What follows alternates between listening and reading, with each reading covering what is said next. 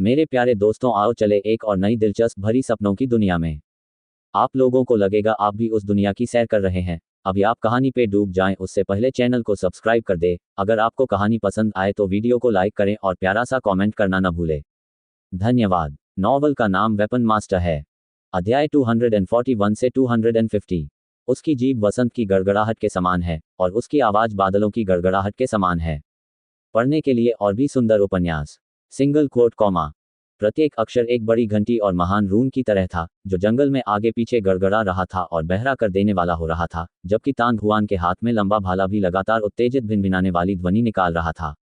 भाले की नोक पर आग की लपटें घूम रही थीं और हवा भी ऐसी भयावह गर्मी का सामना करने में असमर्थ लग रही थी क्योंकि वह लहरों की तरह तीव्रता से उतार चढ़ाव कर रही थी। वर्तमान तांग हुआन युद्ध के देवता की तरह ठंडा था। उसका पूरा शरीर एक अतुलनीय अत्याचारी आभा उत्सर्जित कर रहा था जिससे आसपास के लोगों को तुरंत एक मजबूत दबाव महसूस हुआ। कमजोर इच्छाशक्ति वाले कुछ मार्शल योद्धा वास्तव में अनजाने में कुछ कदम पीछे हट गए और अवचेतन रूप से तांग हुआन की निगाह से बचते रहे।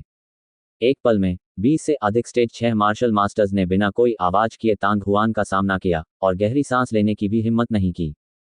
कचरे का ढेर। हालांकि इस समय एक ठंडी चीख अचानक फूट पड़ी।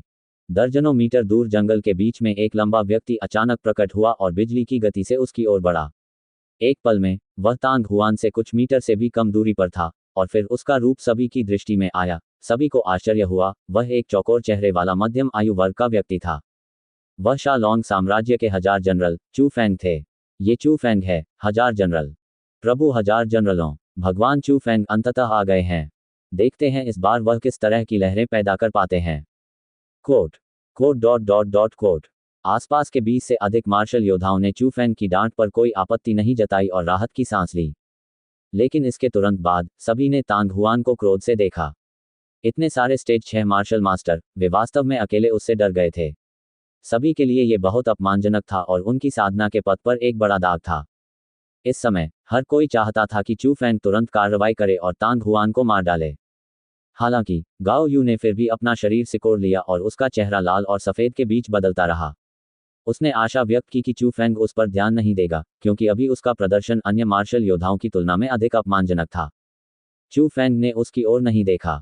उसकी नज़र तांग हुआन के शरीर पर पड़ी जो तलवार की तरह तेज था, और न केवल उसके हाथ में विशाल तलवार ने एक हरे रंग की चमक छोड़ी बल्कि तलवार की नोक पर तलवार की आभा का एक गुच्छा भी प्रकट किया। तांग हुआन। जैसे जैसे गु यंग और म्यू यान तांग हुआन के करीब आए, उनके हाव भाव अत्यंत गंभीर हो गए। चू फेंग 7वें चरण का मार्शल मास्टर था और यह भी संभव था कि वह 7वें चरण के शिखर पर एक महान मार्शल मास्टर था। अब जब उनका सामना लोंगक्वान के बाहर हुआ तो स्थिति पहले से बहुत अलग थी। बच निकलने की इच्छा करना उतना ही कठिन था जितना स्वर्ग में चढ़ना। कोई चिंता नहीं, लेकिन तांग हुआन को इसकी बिल्कुल भी परवाह नहीं थी। वह उदासीनता से मुस्कुराया और इस शक्तिशाली और बिन बुलाए मेहमान को परखा। तुम भाग तो नहीं रहे हो? चू फेंग को कोई कदम उठाने की जल्दी नहीं थी, लेकिन उसकी भौहों के बीच एक अजीब रंग चमक उठा। अभी 30 दिन भी नहीं हुए थे, लेकिन तांग हुआन ने उसे जो एहसास कराया था वह पहले ही बहुत बदल चुका था। पिछली बार ड्रैगन स्प्रिंग टाउन की शहर की दीवारों के ऊपर, हालांकि तांग हुआन के पास ताकत थी जो उसकी साधना से कहीं अधिक थी, उसकी नज़र में तांग हुआन अभी भी एक मार्शल योद्धा था जिसके शरीर को आसानी से मारा जा सकता था। यदि पिछली बार उसकी लापरवाही न होती तो तांग हुआन का अस्तित्व बहुत पहले ही समाप्त हो गया होता। ये स्पष्ट था कि दूसरा पक्ष वहीं खड़ा था, फिर भी वह दूसरे पक्ष के अस्तित्व को महसूस करने में सक्षम नहीं था। ऐसा लग रहा था मानो तांग हुआन सांस नहीं ले रहा था, उसकी दिल की धड़कन नहीं थी और वह कोई जीवित व्यक्ति नहीं था। यह एहसास बहुत अजीब था। मैं क्यों भागूं? तांग हुआन की अभिव्यक्ति शांत थी और वह धीरे से हंसा। चू फेंग, यह अतीत से अलग है। यदि तुम मुझे मारना चाहते हो तो भी तुम में अभी थोड़ी कमी है। आपका क्या मतलब है? चू फेंग थोड़ा हैरान हुआ। क्योंकि मैं पहले से ही यहाँ हूँ। एकाएक बहुत ही कर्कश हंसी हवा में फूट पड़ी। जहाँ चू फेंग पहले दिखाई दिया था वहाँ एक लंबा और मजबूत व्यक्ति चमककर प्रकट हुआ। ये कवच पहने हुए एक व्यक्ति था और उसके हाथ में एक सुनहरा लंबा भाला था। तांग जियोंग। चू फेंग के चेहरे पर थोड़ा सा बदलाव आया और उसके चेहरे पर आश्चर्य प्रकट हुआ। तांग जियोंग की उपस्थिति उसकी उम्मीदों के अनुरूप थी, इसलिए उसे आश्चर्य नहीं हुआ। वह जिस बात से सचमुच हैरान था वह थी तांग हुआन की धारणा क्षमता। उसने अभी जो कुछ कहा था उसे सुनकर यह स्पष्ट था कि वह तांग जियोंग के दृष्टिकोण को भांपने में उससे एक कदम आगे था। तुम्हारे पिता ने अंततः तुम्हें पकड़ लिया। ये सुनकर तांग जियोंग जोर से हंसा। चू फैंग, आपने एक विकल्प बनाया और इसे सभी का ध्यान आकर्षित करने के लिए 1000 जनरलों के महल में रखा। फिर तुमने अपना भेष बदला और शहर से बाहर निकल गए। हालांकि मुझे उम्मीद नहीं थी कि आप वास्तव में वान मिंग, गाओ यू और अन्य लोगों को मदद करने के लिए आमंत्रित करेंगे। यह अफसोस की बात है कि यह बेकार है। बेवजह ताना मारने के बाद तांग जियोन पहले ही तांग हुआन के सामने आ चुका था। वह तांग हुआन की ओर परिचित भाव से मुस्कुराया। छोटे भाई, तुम ये कर सकते हो डैडी। अगर मुझे पहले से तुम्हारी पहचान पता होती तो मैं शालोन के उन कमीनों को इतना घमंडी नहीं होने देता, खासकर इस आदमी को। उस दिन शहर की दीवार पर मैंने उसे आराम से रहने दिया। हालांकि अब भी बहुत देर नहीं हुई है। मेरे रहते यह आदमी तुम्हारे सिर का एक भी बाल छूने की हिम्मत नहीं कर सकेगा। कोट। जब उसने बोलना समाप्त किया तो तांग जियोंग ने कवच को उसकी छाती पर पटक दिया, जिससे जोरदार धमाका हुआ। चू फैंग ने जब यह सुना तो उसका चेहरा अस्थिर हो गया। कल रात जब उसने उस विशालकाय तलवार का विचित्र रूप देखा तो उसने तुरंत थाउजेंड जनरल्स मैनर के कुछ लोगों को कई समूहों में शहर से बाहर जाने का आदेश दिया था। बेशक शहर छोड़ने वाले लोगों के अन्य समूह बस खुद को छिपा रहे थे, जिनसे उन्हें बड़ी उम्मीदें थी। वे वान मिंग, गाओ यू और अन्य मार्शल योद्धा थे जो शालोन के 1000 जनरलों के महल से संबंधित नहीं थे। शहर छोड़कर जाने वाले व्यक्ति के रूप में उसके भेष बदलने का वास्तविक उद्देश्य इसे दूसरों से छिपाना था, क्योंकि वह जानता था कि उसका भेष उन लोगों से नहीं छिपाया जा सकता जो उसे देखना चाहते थे, लेकिन उसे ऐसा करना पड़ा। अगर उन्हें पता चला कि तांग हुआन अभी भी जीवित है तो 1000 जनरलों का महल और भी अधिक संदिग्ध हो जाएगा। केवल उन्होंने यह उम्मीद नहीं की थी कि 20 स्टेज 6 मार्शल मास्टर पूरी तरह से बेकार होंगे। चू फैंग, जो अभी अभी पास में पहुंचा था, इतना क्रोधित था कि उसके फेफड़े लगभग फट गए। अंततः उसके पास स्वयं को उजागर करने के अलावा कोई विकल्प नहीं बचा। ये दुख की बात थी कि मास्टर जनरल वान इतने गंभीर रूप से घायल हो गए थे कि वे अपना शरीर आसानी से हिला नहीं पा रहे थे। वह लॉर्ड लिन जो ट्रैकिंग तकनीकों में कुशल था, वह बहुत पहले ही तलवार शिल्प घाटी छोड़ चुका था। अन्यथा उसे इतनी परेशानी क्यों उठानी पड़ती। धन्यवाद जनरल तांग। तांग हुआन ने अपने हाथों को मोड़ा और मंद मंद मुस्कुराया। अपनी आंखों के कोने से उसने सड़क के बाईं ओर घना जंगल देखा। इस समय चू फैंग ने ठंडे स्वर में कहा, तांग जियोंग, तुम अकेले मुझे नहीं रोक पाओगे। ये कहते हुए चू फैंग का चेहरा अचानक काला पड़ गया। वह धीमी आवाज में चिल्लाया, गाओ यू, मैं तांग जियोंग को तुम्हारे पास छोड़ दूंगा। आपको केवल उसे व्यस्त रखने की जिम्मेदारी लेनी होगी। जी श्रीमान। उन्होंने तांग हुआन के खिलाफ कोई कदम उठाने की हिम्मत नहीं की, लेकिन तांग जियोंग का सामना करते हुए, जो पहले से ही स्टेज 7 मार्शल मास्टर था, उन्हें उतना मनोवैज्ञानिक दबाव महसूस नहीं हुआ। इसके अलावा चू फैंग ने उन्हें जो मिशन दिया था वह तांग जियोंग को मारना नहीं था, बल्कि उसे कुछ समय के लिए रोकना था। चू फैंग ने तांग हुआन को देखा, उसकी आंखें हत्या के इरादे से भरी हुई थीं। उसने तांग हुआन के पक्ष के अन्य 2 मार्शल योद्धाओं को गंभीरता से नहीं लिया। जहां तक उस रहस्यमय बूढ़े आदमी की बात है जिसके बारे में अफवाह थी कि वह तांग हुआन की रक्षा कर रहा है, उसे इसकी बिल्कुल भी परवाह नहीं थी। यदि वह व्यक्ति सचमुच इतना शक्तिशाली होता तो वह डुगू यान को तंग नहीं करता और सीधे हमला नहीं करता। यदि दुश्मन नहीं आते तो भी कोई बात नहीं थी, लेकिन यदि वे आ जाते तो वे उन सभी को मार डालते। यदि उसने इस स्थिति में तांग हुआन को मार दिया तो ये वास्तव में खबर लीक हो जाएगी और दिव्य हथियार मंडप का ध्यान आकर्षित करेगा, लेकिन उसने इसे दिल पर नहीं लिया। उनका जन्म और पालन पोषण होंग लियांग परिवार में हुआ। यदि वह तांग हुआन को मारने और होंग परिवार के 2 युवा स्वामियों का बदला लेने में सक्षम था तो उसे अपनी जान देने में कोई बुराई नहीं थी। हालांकि चू फैंग के आगे बढ़ने से पहले ही एक जोरदार खांसी की आवाज आई। ये बहुत निराशाजनक है। वास्तव में किसी ने मुझ पर ध्यान नहीं दिया। सभी ने आवाज के स्रोत की ओर देखा और देखा कि नीले वस्त्र पहने एक सफेद बालों वाला बूढ़ा आदमी घने जंगल से बाईं ओर धीरे धीरे बाहर आ रहा था। गे टेंग, दिव्य आयुध के टॉवर भगवान, वह भी आया। कोट। तुरंत ही कुछ लोगों ने नीले वस्त्र पहने उस बूढ़े व्यक्ति को पहचान लिया। चू फैंग का चेहरा तुरंत बेहद बदसूरत हो गया। शहर से बाहर निकलते ही उसे लगा कि 2 लोग उसका पीछा कर रहे हैं। उसने ये भी तय कर लिया था कि वे दोनों तांग जियोंग और जी टेंग हो सकते हैं, लेकिन ऐसा नहीं था कि उसने कोई तैयारी नहीं की थी। शालोंग साम्राज्य के अन्य 1000 जनरल जो अभी भी शहर में थे, उसके जाने के बाद चुपचाप उसके पीछे चले गए, जिसका लक्ष्य तांग जियोंग और जी टेंग, विशेष रूप से जी टेंग को रोकना था। हालांकि उन्हें उम्मीद नहीं थी कि दोनों एक के बाद एक सामने आएंगे। उनकी व्यवस्था का कोई प्रभाव नहीं पड़ा। यदि तांग जियोंग जल्दी आ जाता तो इस बात की पूरी संभावना थी कि वह तांग हुआन को मार सकता था। लेकिन जब इस दिव्य आयुध के टॉवर मास्टर जी टेंग प्रकट हुए तो उन्हें पता था कि अब उनके लिए तांग हुआन को नुकसान पहुंचाने की कोई संभावना नहीं थी, क्योंकि उनके पास जी टेंग को हराने का आत्मविश्वास नहीं था। चल दर गेटेन के करीब आने का इंतजार किए बिना चू फेंग पहले ही अपने गंतव्य की ओर बढ़ चुका था। वह बिना किसी हिचकिचाहट के ऐसे ही चला गया।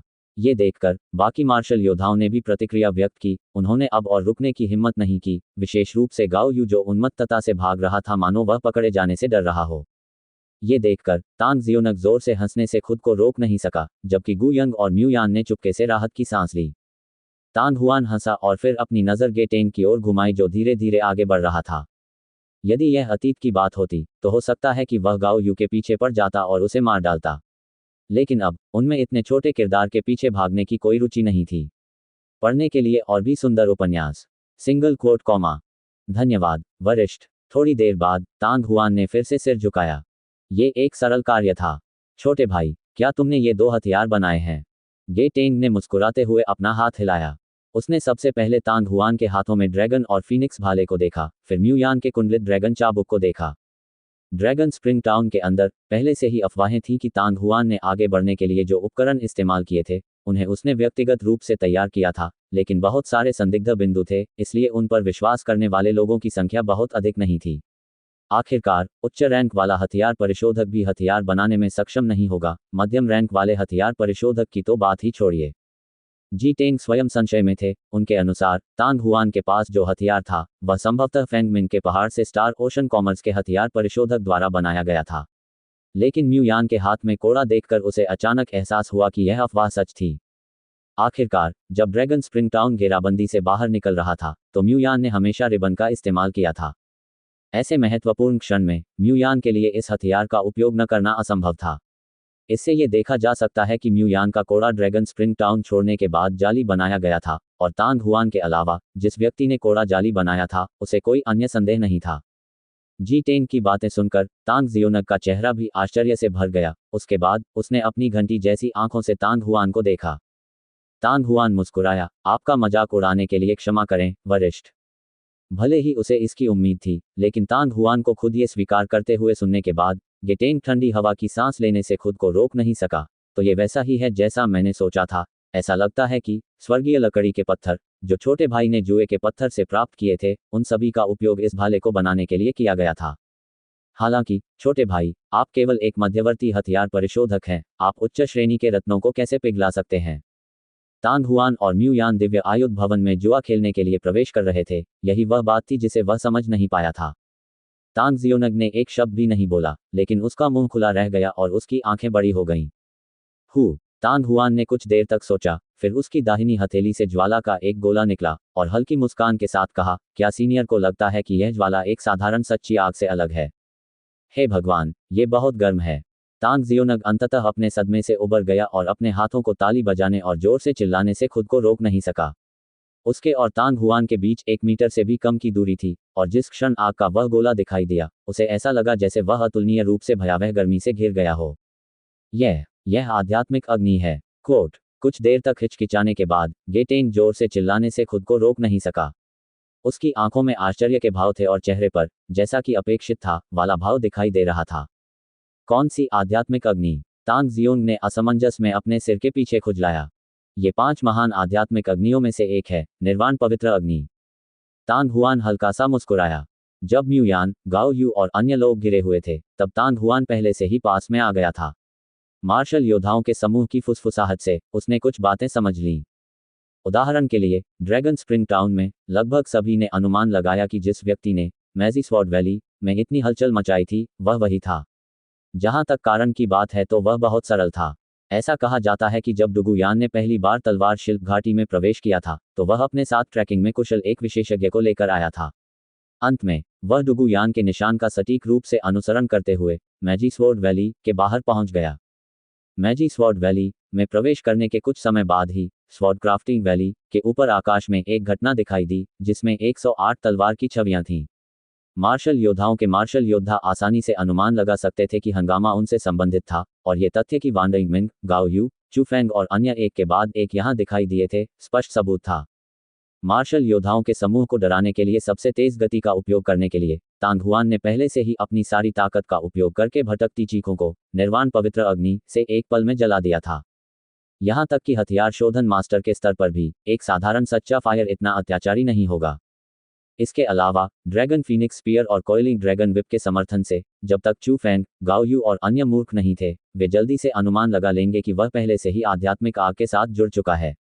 भले ही उन्होंने इस बारे में नहीं सोचा होता, लेकिन इस जगह का मामला सामने आने पर डुगुयान निश्चित रूप से इसका अनुमान लगाने में सक्षम होता। चूंकि वे इसे अब और नहीं छिपा सकते थे, इसलिए गे टेंग और तांग जियोंग से इसे छिपाने की कोई आवश्यकता नहीं थी। किसी भी स्थिति में जब वे ड्रैगन स्प्रिंग टाउन लौटेंगे तो उन्हें पता चल जाएगा। दुर्भाग्य से अपने पक्ष की ताकत और जनशक्ति के साथ उसके लिए चू फैंग और अन्य 20 लोगों को मारना असंभव था। अन्यथा तांग हुआन निश्चित रूप से उन्हें यहीं छोड़ देता। वह इस बात को लेकर बहुत स्पष्ट थे कि एक बार उनके निर्वाण पवित्र अग्नि के साथ सफलतापूर्वक विलय की खबर लीक हो गई तो ये निश्चित रूप से आग में घी डालने का काम करेगी और बड़ी लहरें पैदा करेगी। वह स्वयं सार्वजनिक आलोचना का लक्ष्य बन जाएंगे। हालांकि तांग हुआन को इसका कोई अफसोस नहीं था। इन परिस्थितियों में वान यिंग मिन को मारने के लिए अपनी पूरी ताकत का उपयोग करना सबसे अच्छा विकल्प कहा जा सकता है। आखिरकार किसी ने भी उम्मीद नहीं की थी कि जी टेंग और तांग जियोंग इतनी जल्दी सामने आ जाएंगे। जैसा मैंने सोचा था, यकीन से। काफी देर तक तांग हुआन को घूरने के बाद ऐसा लगा जैसे गे टेंग अभी अभी किसी सपने से जागा हो। उसके आश्चर्य के बीच, उसकी भौहों के बीच एक अनियंत्रित उत्साह और उत्तेजना प्रकट हुई, और अंत में वह बेतहाशा हंसा। अच्छा, हमारे मानव कबीले में अंततः एक और हथियार परिशोधक प्रकट हुआ है जो आध्यात्मिक अग्नि के साथ सफलतापूर्वक फ्यूज कर सकता है। मैं समझता हूं, आप आध्यात्मिक अग्नि के साथ जुड़ गए हैं। तांग जियोंग ने अंततः प्रतिक्रिया व्यक्त की। उसका मुंह इतना खुला हुआ था कि उसमें उसकी बड़ी मुट्ठी फंस गई। जी टेंग और तांग जियोंग की प्रतिक्रिया देखकर म्यूयान और गू यंग एक दूसरे को देखकर मुस्कुराए बिना नहीं रह सके। उन्हें अभी अभी पता चला था कि तांग हुआन ने आध्यात्मिक अग्नि सम्मेलन सफलतापूर्वक पूरा कर लिया है, इसलिए अभिव्यक्ति भी समान थी। छोटे भाई, चलो, हम तुरंत ड्रैगन स्प्रिंग टाउन लौट आएंगे। इस बूढ़े आदमी को तुरंत किसी को ये समाचार महिमा महाद्वीप में वापस भेजने के लिए भेजना चाहिए ताकि बूढ़े आदमी को पता चल सके। जी टेंग ने तांग हुआन की बांह पकड़ ली, मानो वह चाहता हो कि उसके पंख उगाएं और वह तांग हुआन को तुरंत ड्रैगन स्प्रिंग टाउन वापस ले आए। ठीक है, मुझे ये खबर गॉड डाउन सिटी तक भी भेजनी है। तांग जियोंग ने चावल चोंच मारती मुर्गी की तरह अपना सिर हिलाया। ओपी, जनरल तांग, मुझे अभी भी कुछ काम करने हैं, इसलिए मैं अभी ड्रैगन स्प्रिंग टाउन नहीं लौट सकता।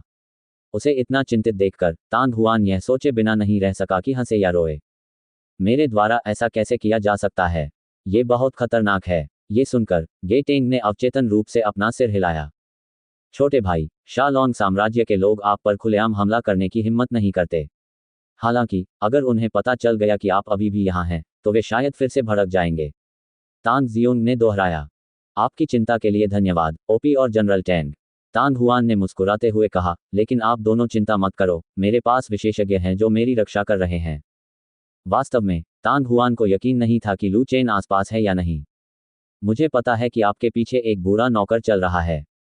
गे टेंग ने फिर भी अपना सिर हिलाया। हालांकि मुझे डर है कि सिर्फ वह अकेले ही आपकी सुरक्षा के लिए पर्याप्त नहीं है। जब महान तांग साम्राज्य के 1000 जनरलों झांग यी को प्राचीन शहर ड्रैगन स्प्रिंग के बाहर वापस जाने के लिए मजबूर किया गया, तो तांग हुआन के गुप्त रूप से एक रहस्यमय पुराने नौकर द्वारा संरक्षित होने की खबर फैल गई, और उसने स्वाभाविक रूप से इसके बारे में पहले भी सुना था। उनके निर्णय के अनुसार तांग हुआन के पुराने नौकर की ताकत चू फैंग के बराबर ही होनी चाहिए, शायद चू फैंग से कम भी। वास्तव में मेरे पास अभी भी तियान कबीले का जादुई ओब है जिसमें मुझ पर टेलीपोर्टेशन संरचना है। यदि स्थिति खराब हो जाती है तो मैं इसका उपयोग बच निकलने के लिए कर सकता हूँ। कोट। काफी देर के बाद गे टेंग और तांग जियोंग गे टेंग का विरोध नहीं कर सके और अंत में असहाय होकर चले गए। भाई तांग हुआन, मैं भी विदा लेता हूँ। उन दोनों को अपनी नजरों से ओझल होते देख गू यंग अचानक तांग हुआन की ओर देखते हुए बोला। तांग हुआन और म्यू यान जब उन्होंने ये सुना तो वे थोड़ा चकित रह गए। गू यंग ने हंसते हुए कहा, मैंने मूल रूप से फीनिक्स स्पिरिट मार्शल मीटिंग समाप्त होते ही ग्लोरी कॉन्टिनेंट लौटने की योजना बनाई थी, लेकिन किसने सोचा था कि मैं दुर्घटनावश यहाँ आ जाऊंगी। चूंकि यही स्थिति है, इसलिए मैं पूर्व की ओर जाने की योजना बना रहा हूँ। मैं टू रियल्म्स प्लेन में जाकर अपने कौशल को निखारने के लिए 2 साल तक वहां रह सकता हूँ। कोट, भाई गू, क्या आप टू रियल्म्स प्लेन में सेना में शामिल होने की योजना बना रहे हैं? तांग हुआन जाग गया। उसका मन अचानक क्यू जियान नामक दोस्त के बारे में सोचने लगा, जो उसे कुछ महीने पहले मूल महाद्वीप की यात्रा के दौरान यात्री जहाज पर मिला था। वह टू रियल्म्स प्लेन में भी गया था, लेकिन उसे नहीं पता था कि अभी स्थिति कैसी है। बिल्कुल, गू यंग ने गंभीरता से सिर हिलाया। ये भी ठीक है। तांग हुआन ने मुस्कुराते हुए कहा, हालांकि भाई गू को जाने की जल्दी करने की जरूरत नहीं है। मेरे पास एक उपहार है जो मैं तुम्हें देना चाहता हूँ। एक उपहार? ये सुनकर गू यंग चौंक गया, लेकिन तांग हुआन की पीठ पर छोटे बैग को देखने के बाद उसे कुछ याद आया और अचानक खुशी से चिल्लाया। उसकी आवाज कांप रही थी, भाई तांग हुआन, जिस उपहार के बारे में आप बात कर रहे हैं, क्या ये एक उन्नत हथियार हो सकता है? बिल्कुल, तांग हुआन मुस्कुराया और सिर हिलाया। तार्किक रूप से कहें तो तांग हुआन को खुद को एक हथियार देना चाहिए था जो उसे आगे बढ़ने में मदद कर सके। आखिरकार उसने अभी अभी मायावी तलवार कला प्राप्त की थी। हालांकि उस तलवार कला का उपयोग करते समय कोई भारी तलवार नहीं चुन सकता था। हल्की और फुर्तीली लंबी तलवार ही सही विकल्प थी। हालांकि यदि वह ऐसा हथियार बना ले तो फीनिक्स फ्लेम एसेंस और ड्रैगन क्रिस्टल दोनों के पास अधिशेष होगा। यदि वह जियाओ बुदियन के खाने के लिए अधिक ड्रैगन क्रिस्टल बना सकता है तो अधिक फीनिक्स फ्लेम एसेंस बनाना बहुत दुख की बात होगी। चूंकि मामला ऐसा था, इसलिए गू यन के लिए एक भारी तलवार बनाना बेहतर होगा। आओ, गू यन को ऐसा महसूस हुआ जैसे उसे बहुत बड़ा आनंद मिल गया हो। वह इतना उत्साहित था कि उसने गोरिल्ला की तरह अपनी छाती को कई बार जोर से हिलाया। वह लंबे समय से म्यू यान के कॉइलिंग ड्रैगन विप से ईर्ष्या करता था। ये सिर्फ इतना था कि उसके पास पर्याप्त सामग्री नहीं थी। अब जब तांग हुआन ने कहा कि वह उसे स्तर बढ़ाने के लिए एक हथियार देगा तो उसे कुछ अन्य सामग्रियां मिल गई होंगी। कोट। उसे इस तरह देखकर तांग हुआन और म्यू यान मुस्कुराए बिना नहीं रह सके। समय उड़ गया। अनजाने में ही दोपहर हो गई थी। एक गुप्त गुफा में लाल रोशनी चमक रही थी और गर्मी ज्वार की तरह उठ रही थी। तांग हुआन चुपचाप जमीन पर पैर फैलाकर बैठ गया। उसके हाथ में जो विशाल तलवार थी वह पहले से ही धधकती लेपटों से घिरी हुई थी। गुफा के दोनों किनारों पर म्यू यान और गू यंग भी पैर मोड़कर बैठे थे, जबकि चार जोड़ी आंखें समय समय पर अपने आसपास के वातावरण को देख रही थीं। म्यू यान की हथेली में आत्मा भक्षण मोती भी सक्रिय हो गया था क्योंकि घनी काली चमक खिलना जारी थी। प्रतिशोध की भावना और रक्त की भावना पहले ही सभी दिशाओं में बिखरने लगी थी। तलवार शिल्प घाटी क्षेत्र में किसी भी भटकती आत्मा या रक्त आत्मा का प्रकट होना संभव था। आत्मा भक्षण मोती के साथ ये सच था कि इस पर प्रतिशोधी आत्माओं द्वारा हमला नहीं किया जाएगा, लेकिन प्रतिशोधी आत्माओं ने शायद ही कभी छोड़ने की पहल की। वे काफी समय तक वहां रहते थे और अधिकाधिक प्रतिशोधी आत्माओं तथा यहां तक कि रक्त आत्माओं को भी अपनी ओर आकर्षित करते थे। इसलिए जब भी भूत प्रेत दिखाई देते उन्हें यथाशीघ्र भगाना पड़ता। तामसिक आत्माओं को भगाने का तरीका बहुत सरल था। जब तक कोई उन्हें भारी चोट पहुंचाने में सक्षम होता वे स्वाभाविक रूप से बच निकलते। आधे दिन के बाद म्यू यान और गू यंग ने दर्जनों प्रतिशोधी आत्माओं को भगा दिया था। सौभाग्य से वे सभी 2 या 3 के समूहों में दिखाई दिए थे, इसलिए यदि उनमें से दर्जनों एक ही समय में दिखाई देते तो उनसे निपटना आसान नहीं होता। बस तभी म्यू यान और गू यंग ने देखा कि गुफा के प्रवेश द्वार से आ रही गर्मी पहले से ही बहुत कम हो गई थी और उन्होंने अवचेतन रूप से देखा कि तांग हुआन अपने हाथ में एक विशाल लाल तलवार के साथ बाहर चला आ रहा था। सफलता। गू यंग बहुत खुश थी। पकड़ना। तांग हुआन हंसा, फिर अपना हाथ छोड़ा और तलवार गू यंग की ओर फेंक दी। ये देखकर गू यंग खुशी से उछली और तलवार की मूठ पकड़ ली, फिर अधीरता से असली क्यूई को सक्रिय किया और उसे तलवार में भेज दिया। बस एक बार फिर शून्य में गगनभेदी धमाके गूंज उठे। तलवार की लंबाई 1.5 मीटर से अधिक थी और तलवार की चौड़ाई लगभग 1 फुट थी। इसे पूरी तरह से गू यंग की मूल विशाल तलवार की शैली के अनुसार गढ़ा गया था। हथियार के आकार के कारण तलवार के अंदर ड्रैगन और फीनिक्स हाथी म्यू यान के कॉइलिंग ड्रैगन विप से भी अधिक स्पष्ट थे और ड्रैगन और फीनिक्स के आसपास का वातावरण हरे कपड़ों से भरा हुआ था। वास्तविक क्यूई के प्रभाव से तलवार के चारों ओर की लाल रोशनी फट गई और अत्यंत भयंकर गर्मी फैल गई। बहती गर्मी के बीच हरे रंग से घिरे सुनहरे ड्रैगन और अग्नि फीनिक्स उड़ते हुए प्रतीत हो रहे थे। इस तलवार को बनाने के लिए तांग हुआन ने ऑब्सीडियन स्टोन और 9 वुड चार्म स्टोन का इस्तेमाल किया था। शानदार आत्मा पत्थर एक प्रकार का हिंसक अग्निरत्न था। 9 वुडन वेनेडियम स्टोन के संयोजन से ये ब्रिलियंट फायर स्पिरिट स्टोन की पूरी क्षमता को सामने लाने में सक्षम था। जहां तक गर्मी की बात है तो वह इतनी तीव्र नहीं थी। हालांकि इस तरह का हथियार गू यंग के लिए अधिक उपयुक्त था। अच्छी तलवार। इसे कुछ बार इधर उधर हिलाने से ही गू यंग खुशी से चमकने लगा। उसका चेहरा उत्साह से लाल हो गया। भाई तांग हुआन, धन्यवाद धन्यवाद। उसकी मूल विशाल तलवार की तुलना में असली क्यूई का प्रवाह बहुत सहज था और तलवार का प्रदर्शन बहुत बेहतर था। हाथ में ये तलवार होने पर झांग यी जैसे स्टेज 7 मार्शल मास्टर को भी विश्वास था कि वह इसके खिलाफ लड़ सकता है। भाई गू, आपके लिए हथियार बनाना जरूरी नहीं कि आपके लिए अच्छी बात हो। तांग हुआन ने अपना सिर हिलाया और चिंतित होकर कहा, यह ठीक है, ये ठीक है। आमतौर पर मैं इसे अपने म्यान में रखता हूँ। जब तक यह खतरनाक न हो, मैं निश्चित रूप से इसका प्रयोग नहीं करूँगा। किसी भी स्थिति में, ये पता चला है कि इस तलवार का उपयोग अभी भी किया जा सकता है। गुयन खुशी से मुस्कुरा रहा था, और उसने मुस्कुराते हुए अपने हाथ हिलाए। वह स्पष्ट रूप से जानता था कि तांग हुआन किस बात से चिंतित था, इस तरह के हथियार को आसानी से प्राप्त किया जा सकता था। अच्छी बात है। केवल अब तांग हुआन को थोड़ी राहत महसूस हुई। कोट। शाम को गुयंग ने अंततः तांग हुआन और म्यूयान को अलविदा कहा और बड़े कदमों से चली गई। गुयंग के जाने से पहले तांग हुआन ने शेष आंतरिक परत, सच्ची अग्नि आत्मा फव्वारा, को 3 भागों में विभाजित किया। एक को गुयंग ने ले लिया, एक को म्यूयान को दे दिया, और दूसरा खुद को दे दिया। तुम्हारा क्या हाल है, म्यूयान? मुझे मत बताना कि तुम भी मुझसे अलग होने की योजना बना रहे हो। तांग हुआन ने अपनी नजरें हटा लीं और म्यूयान की ओर देखा जो पलक झपकते ही उसके बगल में खड़ा था। तुम सही हो, तांग हुआन। क्या आप इस लड़की को खुद लाएंगे या मैं लाऊं? हालांकि वह तांग हुआन से पूछ रही थी, फिर भी उसके हाथ बहुत तेजी से चल रहे थे। जैसे ही उसने बोलना समाप्त किया, फेंग मिन की पीठ पर बैठी छोटी लड़की पहले ही मुक्त हो चुकी थी। मैं इसे ले जाऊंगा। ये देखकर तांग हुआन अवाक होकर बोला। तांग हुआन, अब तुम फिर से पिता और मां बनने जा रहे हो। म्यूयान ने हंसते हुए उस छोटी लड़की को, जो इधर उधर लुढ़क रही थी, तांग हुआन को सौंप दिया। कोट। ये बहुत बढ़िया है, अब हम केवल 2 ही बचे हैं। म्यूयान तेजी से और साफ साफ चला। उसकी तैरती हुई आकृति को देखकर तांग हुआन ने फेंग मिन को थपथपाया जो असहाय होकर उसके आलिंगन में था। अभी तो केवल एक रात ही बीती थी, लेकिन यह छोटी सी लड़की बहुत बड़ी हो गई थी। म्यूयान के विचार सावधानीपूर्वक थे, लापरवाह गुयंग से अलग। तांग हुआन अपने दिल में समझ गया, म्यूयान ने अनुमान लगाया होगा कि वह आगे जो करने वाला था वह कुछ ऐसा था जो वह नहीं चाहता था कि दूसरों को पता चले। इस प्रकार उसने चीजों को उसके लिए मुश्किल बनाने से रोकने के लिए गुयंग के जाने पर ही चले जाने का फैसला किया। दरअसल तांग हुआन जो करना चाहता था वह बहुत सरल था। वह उन गहन यिन आत्मा दानव मोती को इकट्ठा करना चाहता था। ये सिर्फ इतना था कि तांग हुआन नहीं चाहता था कि अधिक लोगों को पता चले कि 8 दानव राजाओं में से एक, तलवार आत्मा राजा, एक भ्रम की आंख थी, इसलिए गहन आत्मा दानव मन का इकट्ठा करना स्वाभाविक रूप से अकेले ही बेहतर था, अन्यथा इसे समझाना बहुत परेशानी भरा होगा। ये कहा जा सकता है कि म्यूयान ने उसके प्रति बहुत विचारशीलता दिखाई थी कि उसने अभी जाने का निर्णय लिया। हालांकि आभारी होने के अलावा तांग हुआन भी थोड़ा निराश होने से नहीं बच सका। तांग हुआन को वास्तव में म्यूयान के बारे में ज्यादा समझ नहीं थी।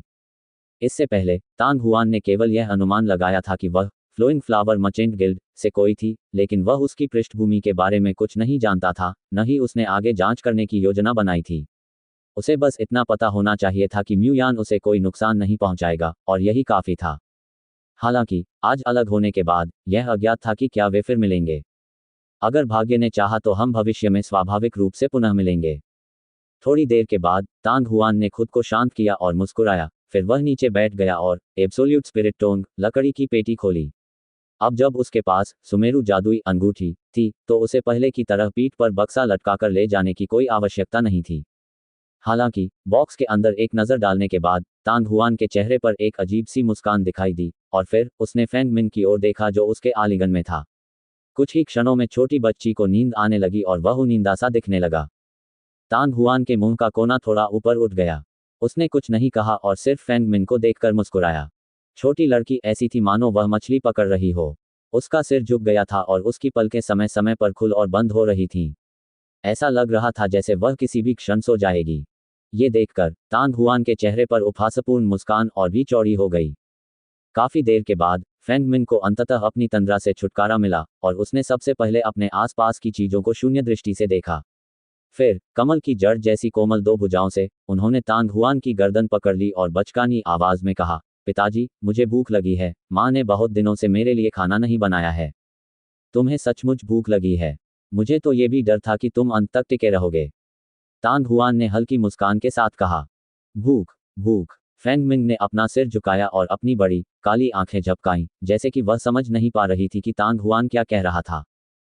ठीक है छोटी बच्ची, मेरी बात सुनने के लिए 3 बार पिताजी पुकारो।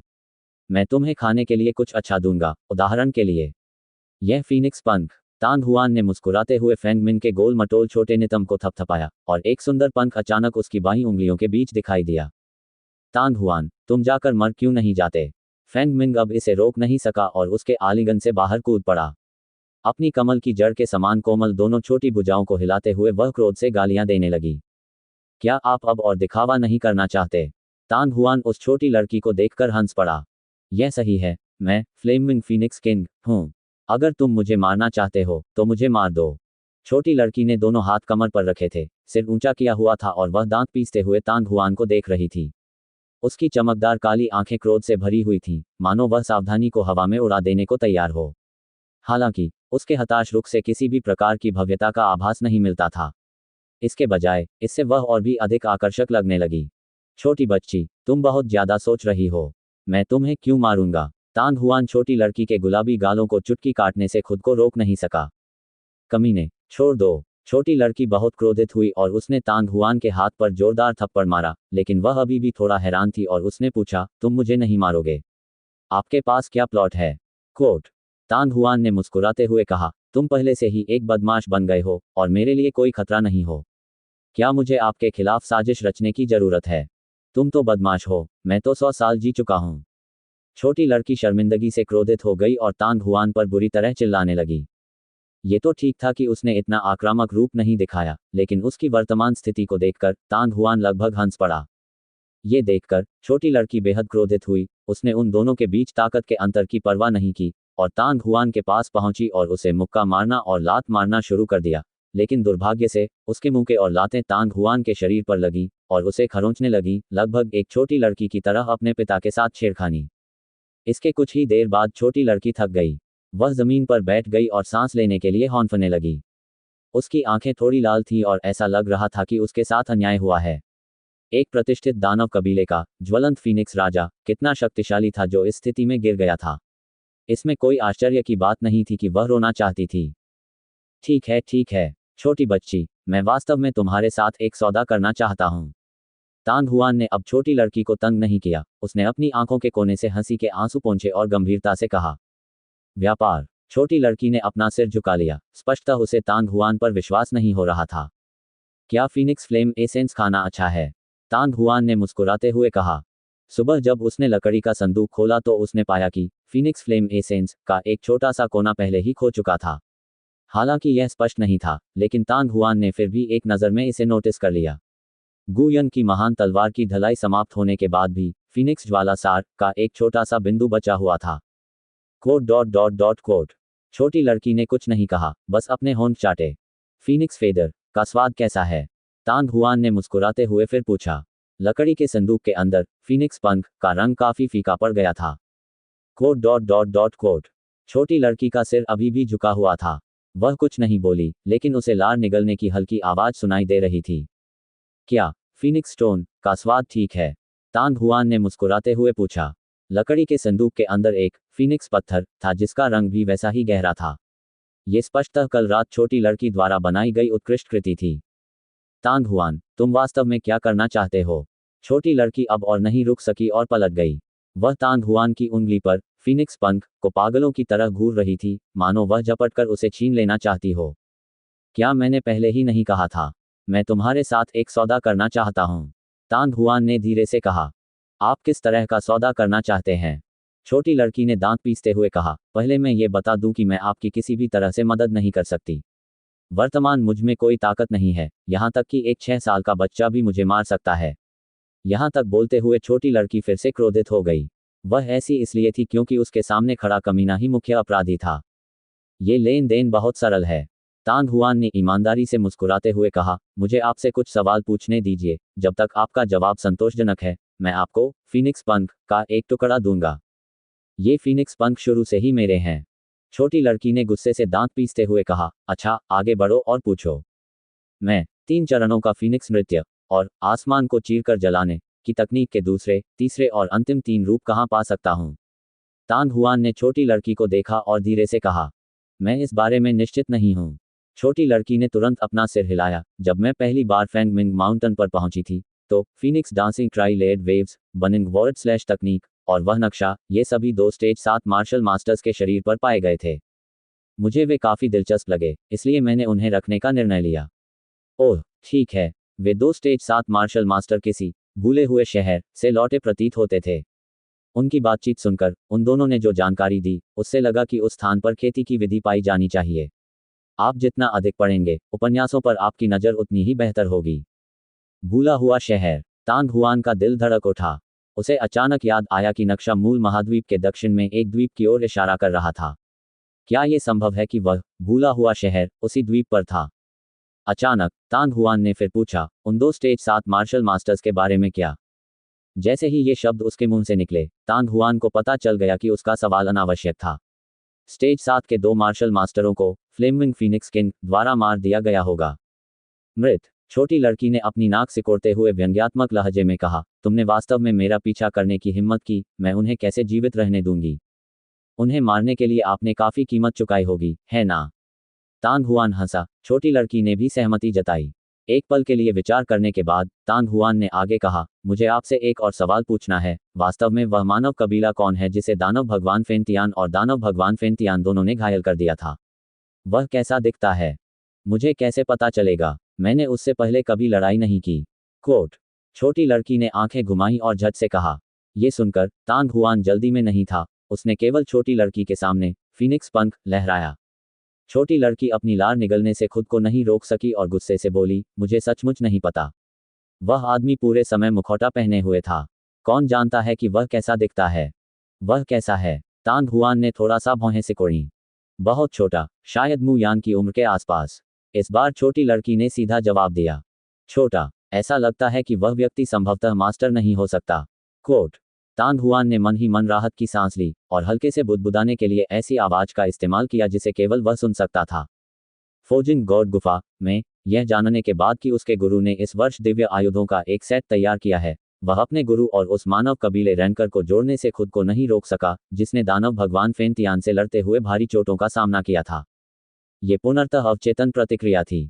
आखिरकार बूढ़े आदमी ने बहुत लंबे समय से कोई समाचार नहीं भेजा था और बूढ़े आदमी ने 2 बार अपना पत्र छोड़ा था जिससे तांग हुआन पर बुरा प्रभाव पड़ा। लेकिन छोटी लड़की द्वारा बताई गई जानकारी सुनने के बाद तांग हुआन को राहत मिली। यद्यपि बूढ़ा आदमी जवान था, वह लंबा और मजबूत था, लगभग वैसा ही, और दानव कबीले से लड़ने वाला विशेषज्ञ वास्तव में केवल म्यू यान जितना लंबा था, जो एक महिला थी। जाहिर है, वह बूढ़े आदमी जैसा नहीं था। जब तक ये बूढ़ा आदमी 2 लोगों के मैदान में प्रकट नहीं हुआ, तांग हुआन को अपनी सुरक्षा के बारे में चिंता करने की बिल्कुल भी आवश्यकता नहीं थी।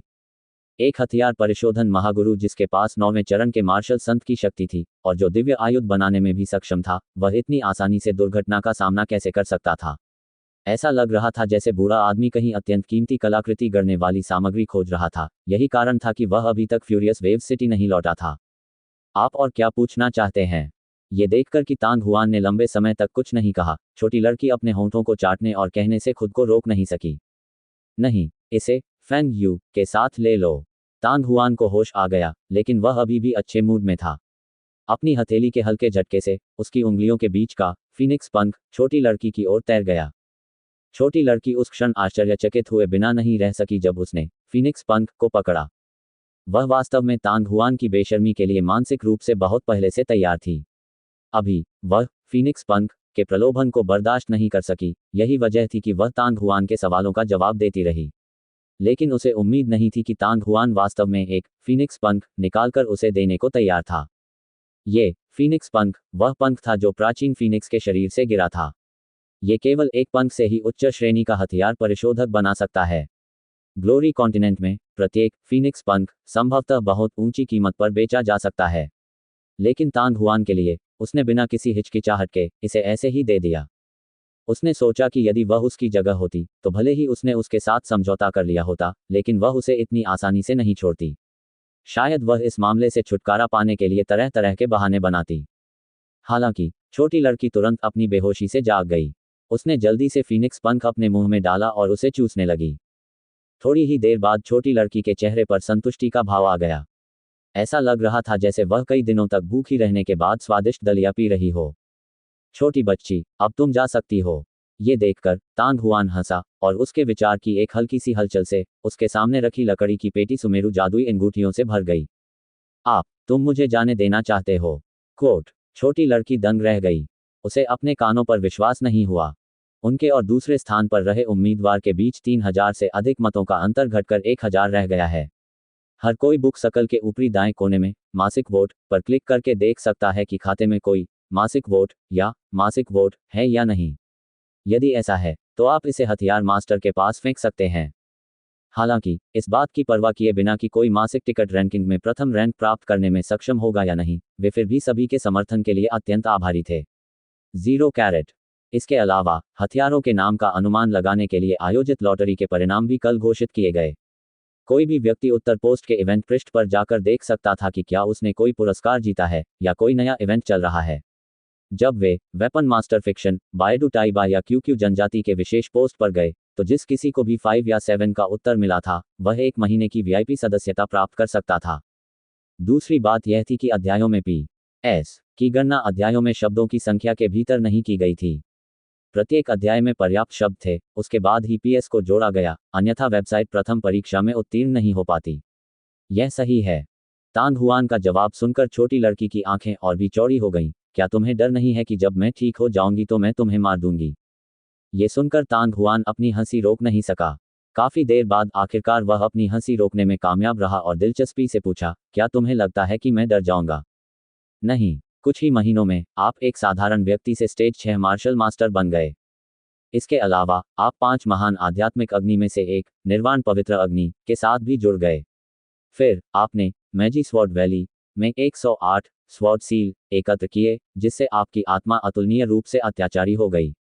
अगर मैं तुम्हें कुछ और साल दे दूं तो तुम स्टेज 9 के मार्शल संत भी बन सकते हो। अगर मैं अपनी पूरी ताकत हासिल कर भी लूं तो भी मैं तुम्हारा मुकाबला नहीं कर पाऊंगा। अंत में वह और अधिक निराश दिख रही थी। उसका सिर भी झुक गया। लेकिन इसके तुरंत बाद छोटी लड़की ने अपना सिर उठाया और उत्साहित भाव से तांग हुआन की ओर देखा। तांग हुआन, क्यों न हम एक और सौदा करें? ओह, कैसा सौदा? तांग हुआन अनायास ही हंस पड़ा। चूंकि आप निर्वाण पवित्र अग्नि के साथ विलीन हो गए हैं तो मुझे यह मत बताइए कि आप अन्य 4 महान आध्यात्मिक अग्नि के साथ विलीन नहीं होना चाहते हैं। छोटी लड़की आंखें घुमाते हुए हंसने लगी।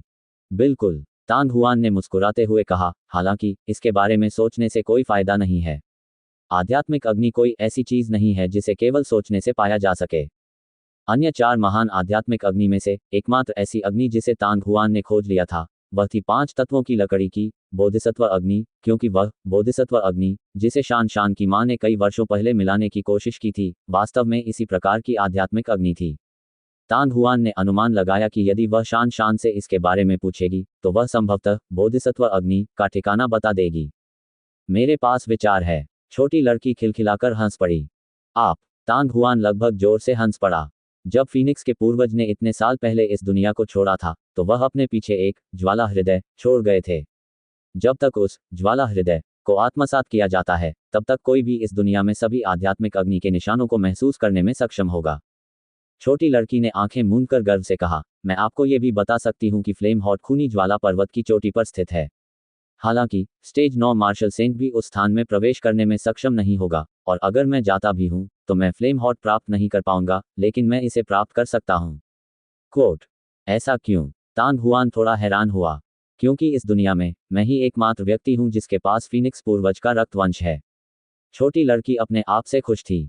अगर मैंने जो सुना है वह सही है तो आपको फीनिक्स घोंसले के प्रवेश द्वार पर एक मूर्ति बन जाना चाहिए, है ना?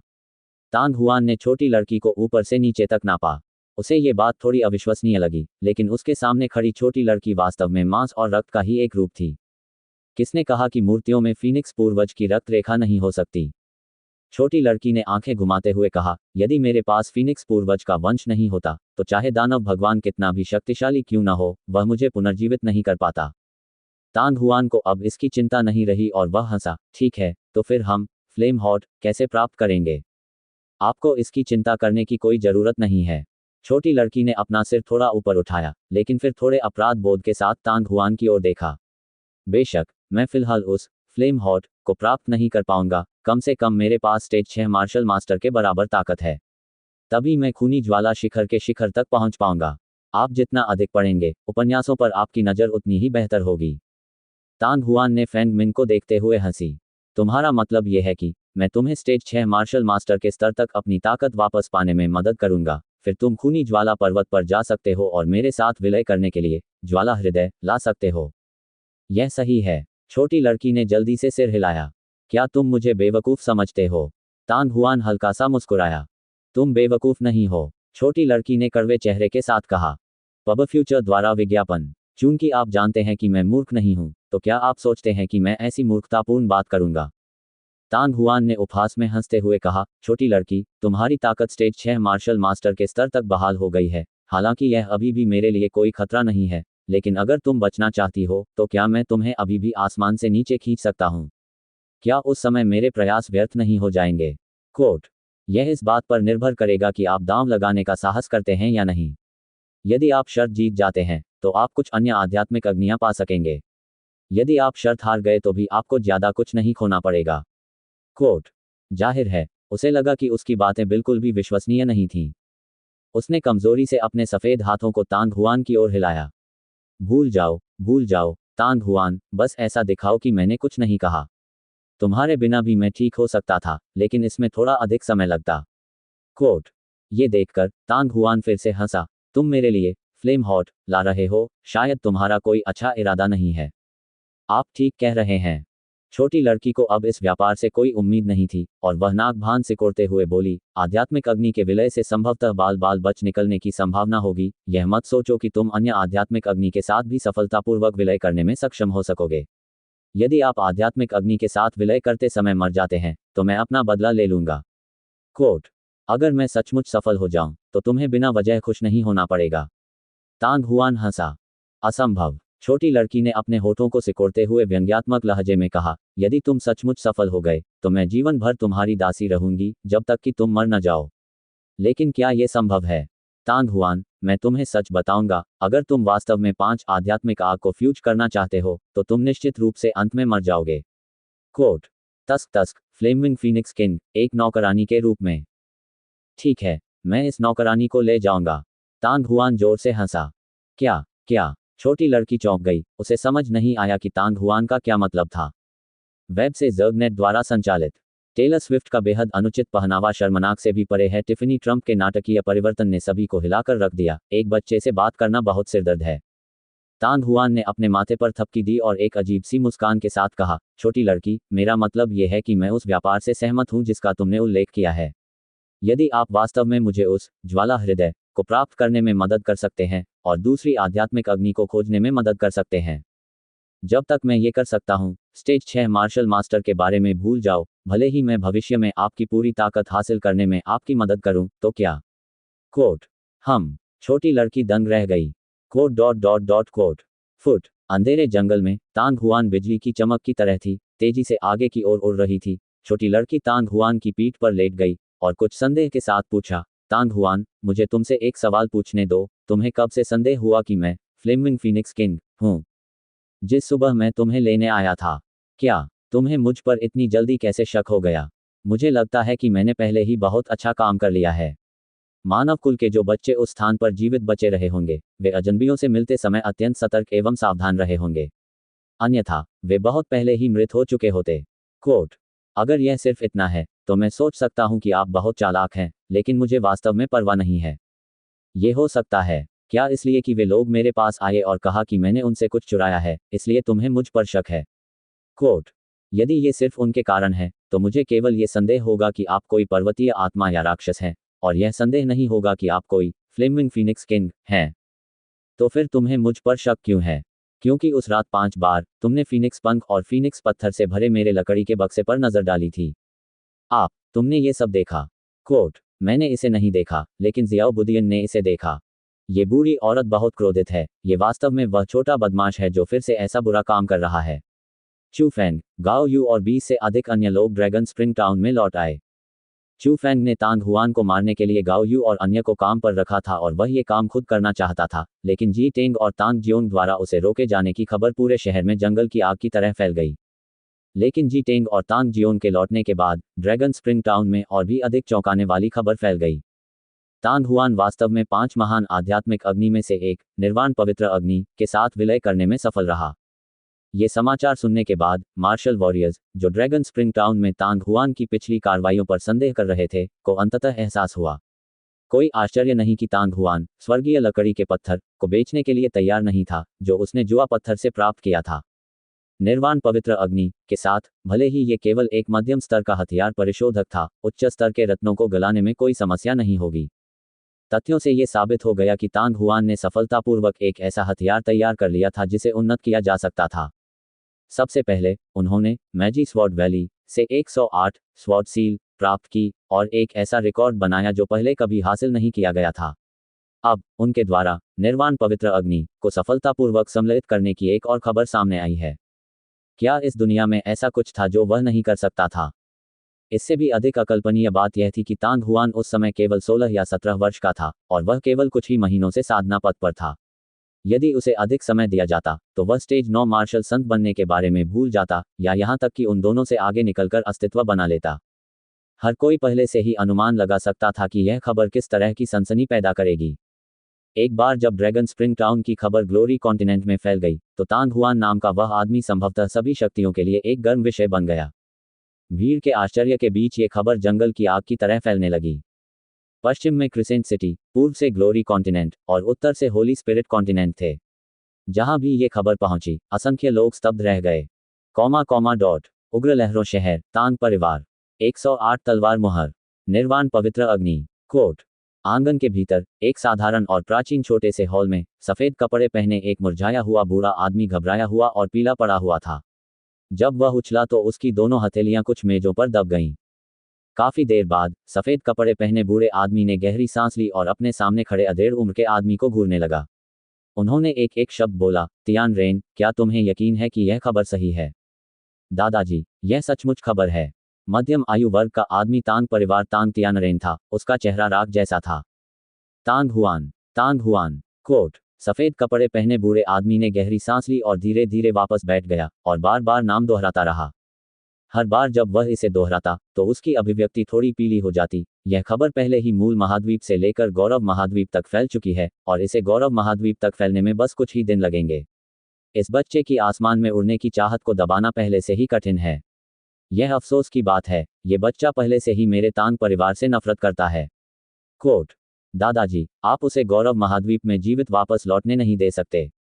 तांग तियानरेन ने अपने दांतों के बीच से इन शब्दों को लगभग निचोड़ लिया। उसके चेहरे पर एक निर्दयी भाव उभर आया। अगर वह इसी तरह से आगे बढ़ता रहा तो मुझे डर है कि मेरे तांग परिवार के पास निकट भविष्य में खड़े होने के लिए जगह नहीं होगी। क्या आपको लगता है कि मेरे तांग परिवार के पास अभी भी हमला करने का मौका है? मैजी स्वॉर्ड वैली में एकत्रित की गई 108 तलवार मुहरें माननीय पवित्र सम्राट द्वारा स्थापित कीर्तिमान को पार कर गई हैं। इसके अलावा वह 5 महान आध्यात्मिक अग्नि में से एक, निर्वाण पवित्र अग्नि, के साथ विलीन हो गए हैं।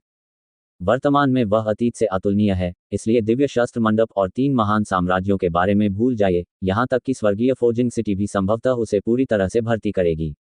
जिस क्षण वह प्रकट होगा, उसकी प्रत्येक क्रिया पर ध्यान दिया जाएगा तथा जो कोई भी उसके विरुद्ध कोई कदम उठाने का साहस करेगा, वह तुरंत मानव कुल का सार्वजनिक शत्रु बन जाएगा। कोट। दादाजी, बेशक हमारा तांग परिवार कोई कदम नहीं उठा सकता, हालांकि हम दूसरों को ऐसा करने की अनुमति दे सकते हैं। तांग तियानरेन की आंखें ठंडी हो गईं। उदाहरण के लिए, एकांत रात्रि दिव्य महल। एकांत रात्रि दिव्य महल। सफेद वस्त्र पहने बूढ़े आदमी के चेहरे का भाव थोड़ा बदल गया। यह सही है, तांग तियानरेन ने अपने दांत पीसते हुए कहा। दादाजी, इस मामले में देरी नहीं की जा सकती, इसका फैसला जल्दी होना चाहिए। इसके अलावा एकांत रात्रि दिव्य महल की प्रतिष्ठा के साथ, भले ही हम हार जाएं, इसका हम पर यानी तांग परिवार पर कोई प्रभाव नहीं पड़ेगा, लेकिन अगर हम सफल होते हैं तो हम खतरे को दूर कर सकते हैं। वह दुष्ट अभी भी मार्शल मास्टर का एक साधना आधार मात्र है, लेकिन उसने जो क्षमता प्रदर्शित की है वह इस दुनिया में बेकार है।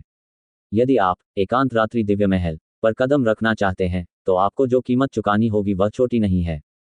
सफेद कपड़े पहने बूढ़े व्यक्ति ने गहरी आवाज में कहा, मेरे तांग परिवार की संपत्ति कम से कम 50% होनी चाहिए, तभी हम इस मिशन को स्वीकार कर सकते हैं। दादाजी, हमारे तांग परिवार के भविष्य के लिए हमारी बचत का 50% तो दूर, 80% या 100% भी खर्च करना होगा। तांग तियानरेन का चेहरा काला पड़ गया। यह सही है। थोड़ी देर चुप रहने के बाद सफेद वस्त्र पहने बुजुर्ग ने आखिरकार अपना सिर हिलाया। तियानरेन, अब इस मामले में हस्तक्षेप मत करो। ये बूढ़ा आदमी व्यक्तिगत रूप से जाकर एकांत रात्रि दिव्य महल से संपर्क करेगा। हाँ दादाजी। लॉन्गर कैसा है? कुछ समय पहले ही उन्हें स्टेज 6 मार्शल मास्टर के पद पर पदोन्नत किया गया था। मैं कल उसे हेवनली फोर्जिंग सिटी भेजने के लिए किसी को भेजने की योजना बना रहा हूँ।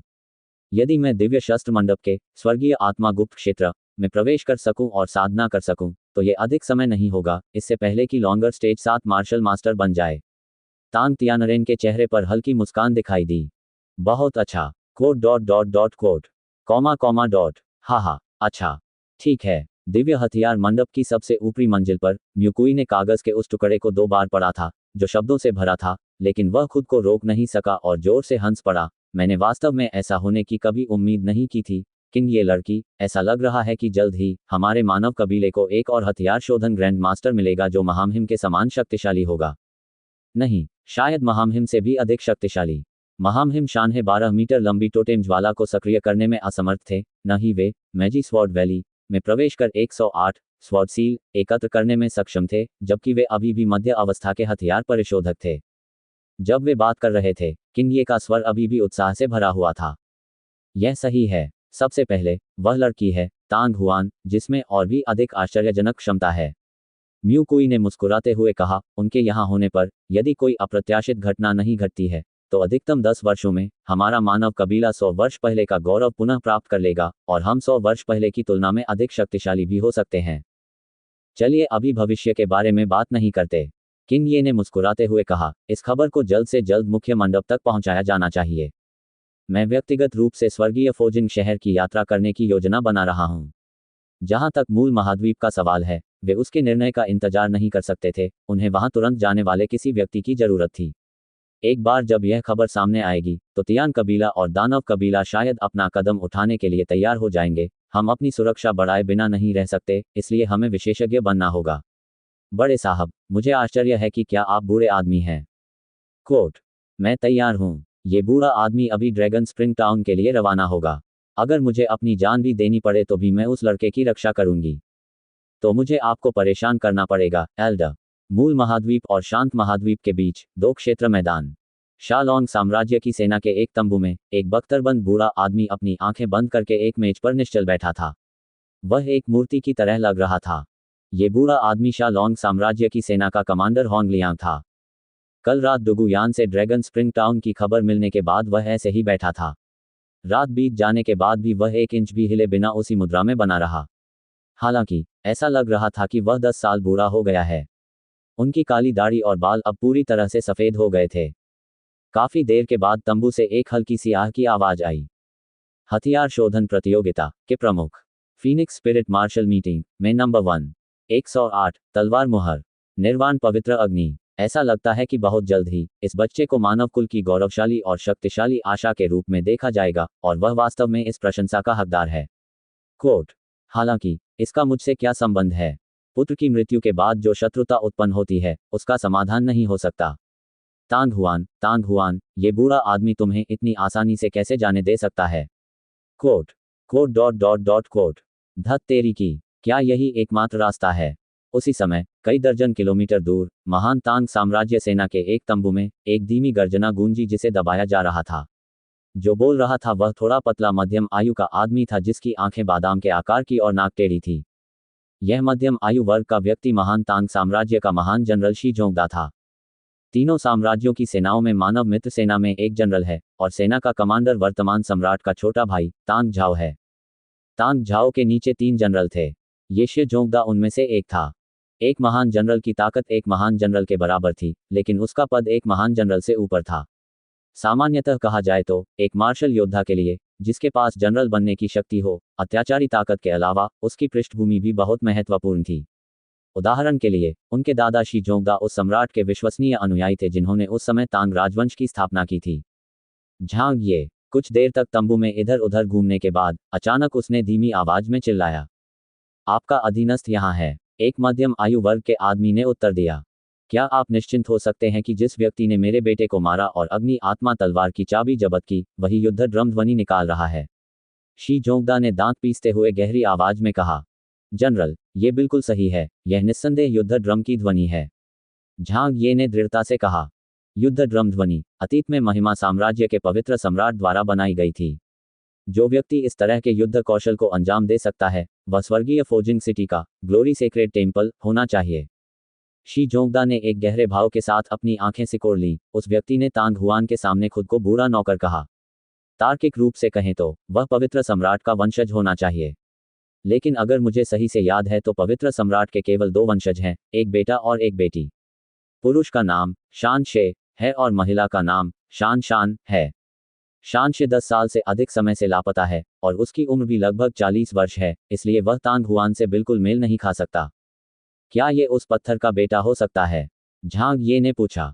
असंभव, जब माउंटेन स्टोन लापता हो गया और उसकी शादी होने से पहले उसका बेटा कहां से आया? शी जोंगदा ने अपना सिर हिलाया। इससे कोई फर्क नहीं पड़ता कि वह कौन है, मैं उसे कभी नहीं छोड़ूंगा। सामान्य। झांग ये हैरान रह गया और चिंतित होकर पूछा। निश्चिंत रहें, मैंने कभी भी जल्दबाजी में काम नहीं किया होगा। दिन अभी भी लंबे हैं और बेन पर्याप्त धैर्य के साथ अवसर की प्रतीक्षा कर रहा होगा। शी जोंगदा का चेहरा तनावग्रस्त था और उसकी आंखें जहरीले सांप की तरह ठंडी थीं। कोट। दिन बीतते गए और खबर फैलती रही। तलवार शिल्प घाटी क्षेत्र में दक्षिण पश्चिमी तट पर एक घाटी में, जो विरल रूप से विनाशादित थी, एक परित्यक्त शहर भी था, जो समय बीतने के साथ और भी अधिक नष्ट हो गया था। मैंने अंततः अंतिम गहन आत्माभूत दानव मोती प्राप्त कर लिया है। अचानक एक नए खोदे गए गड्ढे से जोरदार हंसी की आवाज आई। गड्ढे से कुछ मीटर की दूरी पर जमीन में एक चमकता हुआ लंबा भाला गड़ा हुआ था। भाले के पास एक छोटी लड़की एक चट्टान पर लेटी हुई थी जिसे जेड के टुकड़े में तराशा गया था, लेकिन जो कुछ कहा जा रहा था उसे सुनने के बाद वह अपने होठों को हिलाने और अपने शरीर से धूल झाड़ने के लिए अपने छोटे हाथ को ऊपर उठाने से खुद को रोक नहीं सकी और अपने मुंह में पंख को खुशी से चूसना जारी रखा। कुछ ही क्षण बाद गड्ढे के किनारे पर एक हाथ रखा गया। इसके तुरंत बाद एक काली आकृति आसमान की ओर बढ़ी और धीरे से जमीन पर उतरी। ये तांग हुआन था। उसका शरीर सुडौल और मजबूत था।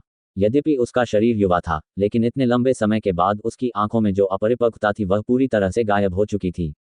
अब यदि कोई कहे कि वह 20 वर्ष का है, तो मुझे डर है कि कोई भी इस पर संदेह नहीं करेगा। इस समय तांग हुआन अपने हाथ में एक सफेद मोती पकड़े हुए था। ये गहन यिन आत्मा राक्षसी मोती था जिसे तांग हुआन ने अभी अभी खोदकर निकाला था।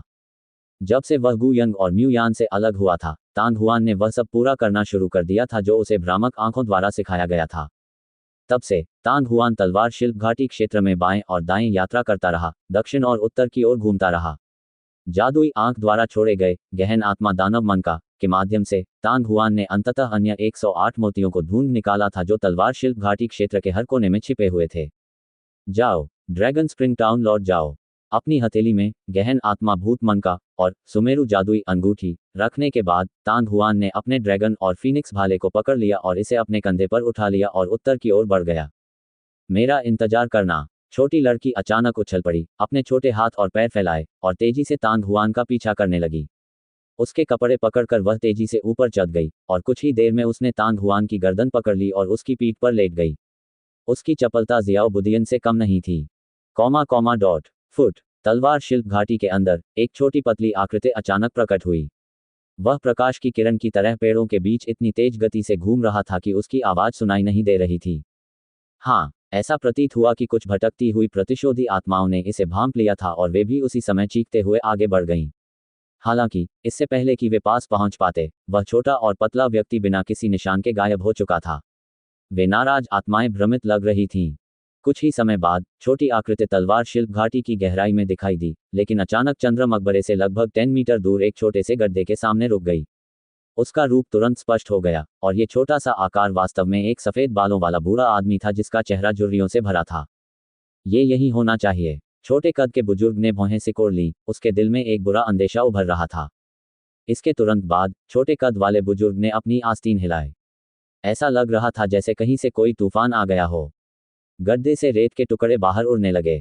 थोड़ी देर बाद एक छोटी सी टूटी हुई काली लकड़ी का टुकड़ा दिखाई दिया। मृत। छोटे कद वाले बुजुर्ग ने आंखें मूंदकर चारों ओर देखा। एक क्षण के बाद उसकी अभिव्यक्ति में काफी बदलाव आया। वह गद्दार मेरे तियान कबीले के चरण 9 का कानून संत है और वह वास्तव में मारा गया था। भाई जी, क्या उस बच्चे की कोई खबर है? अब भी कोई उत्तर नहीं। शाम को म्यूकुई ने जी10 को देखा, जो जल्दी से ड्रैगन स्प्रिंग टाउन में प्रवेश कर गया था और उसके चेहरे पर एक अनियंत्रित निराशा दिखाई दी। वह फ्यूरियस वेव्स सिटी से ड्रैगन स्प्रिंग टाउन तक बिना रुके दौड़ता रहा। कई दिन हो चुके थे, लेकिन उसे अभी तक वह आदमी नहीं मिला था जिसने पूरी दुनिया को हिलाकर रख दिया था। जाएगा कहाँ? म्यूकुई को सिरदर्द महसूस हुआ।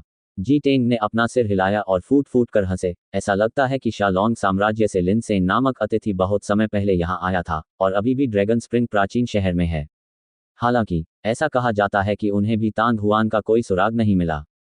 लिन सेन, म्यू कुई ने थोड़ा सा मुंह सिकोड़ा, लेकिन फिर उसकी आंखों में सतर्कता की झलक दिखाई दी और उसने गहरी आवाज में कहा, मैं इस व्यक्ति को जानता हूँ। वह तियान कबीले और मानव कबीले का संकर है। तियान कबीले के लकड़ी के प्रकार के जादू में विशेषज्ञ है और ट्रैकिंग तकनीकों में बेहद कुशल है। भाई जी, क्या आपको यकीन है कि वह तांग हुआन को नहीं ढूंढ सका? क्या ये हो सकता है कि डुगु यान ने कोई झूठी खबर जारी की हो? कोट, यह खबर सच होनी चाहिए। गे टेंग हंसे। वह लिन सेन हाल ही में ड्रैगन स्प्रिंग प्राचीन शहर के आसपास घूम रहा है। यदि उन्हें कोई लाभ होता तो वे हमेशा यहाँ नहीं रहते। समझ में आता है। म्यू कुई ने हल्के से सिर हिलाया, लेकिन फिर उसे कुछ ख्याल आया, उस बच्चे के 2 साथी कहाँ हैं? गु यन का ठिकाना बिल्कुल स्पष्ट है। वह बहुत पहले पूर्व में 2 दायरे के मैदान में चले गए थे और महान तांग साम्राज्य की सेना के 100 जनरलों में से एक बन गए थे। जहां तक मू यान नामक महिला का सवाल है, वह कभी सामने नहीं आई। मेरा मानना है कि वह अभी भी तांग हुआन के साथ ही है। गे टेंग ने धीरे से कहा। वह वास्तव में 2 रियल्स मैदान में गया था। यदि वह वहां होते तो मैं उनसे इस बारे में पूछता। शायद वह कुछ ढूंढने में सक्षम हो जाए।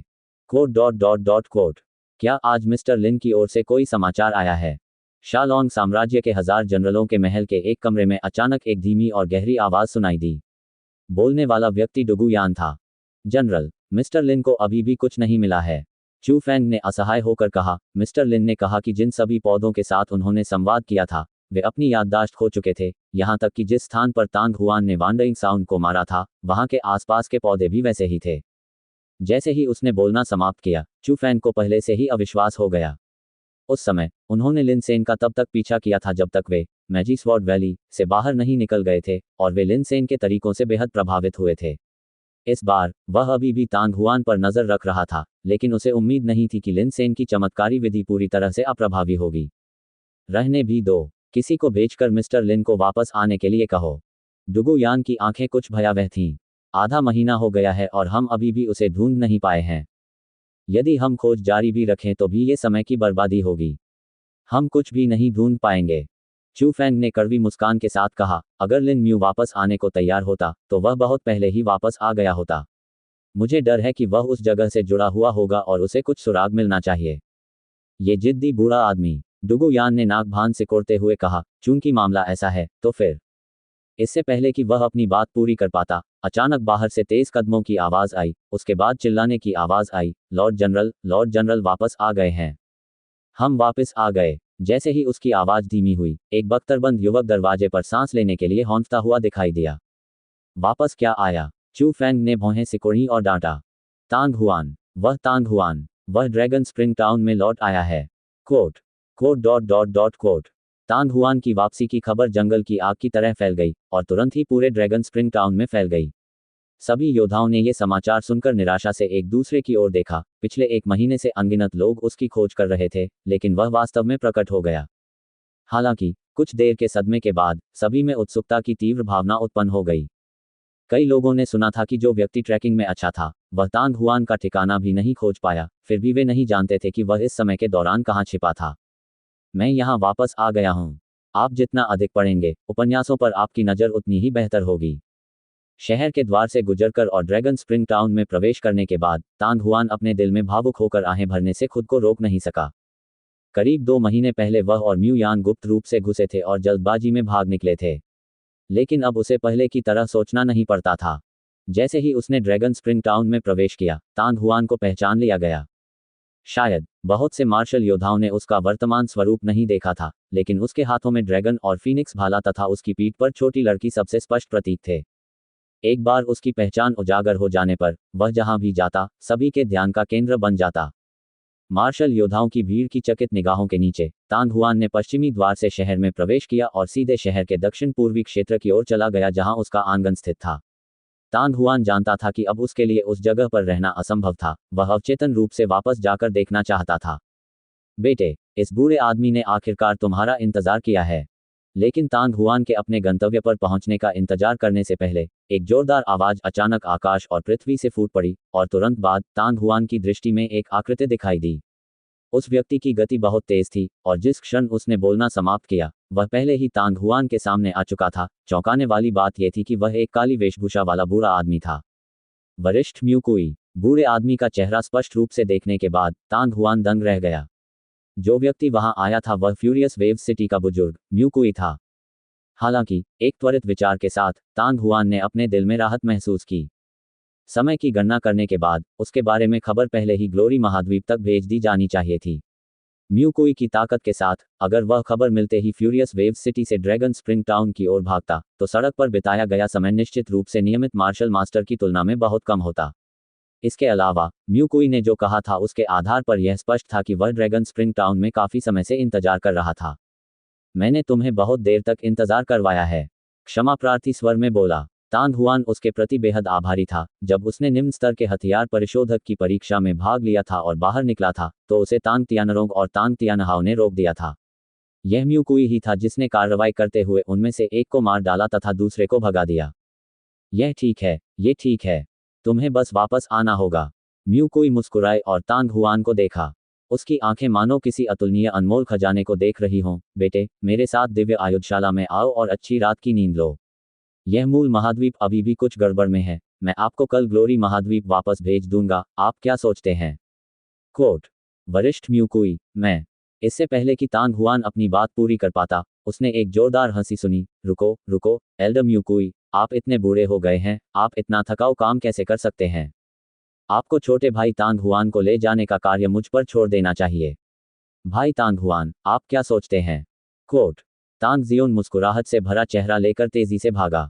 तांग जियोन, तुम्हारा क्या मतलब है? म्यूकुई का चेहरा तुरंत काला पड़ गया। वरिष्ठ म्यूकुई, कृपया अपना गुस्सा शांत करें।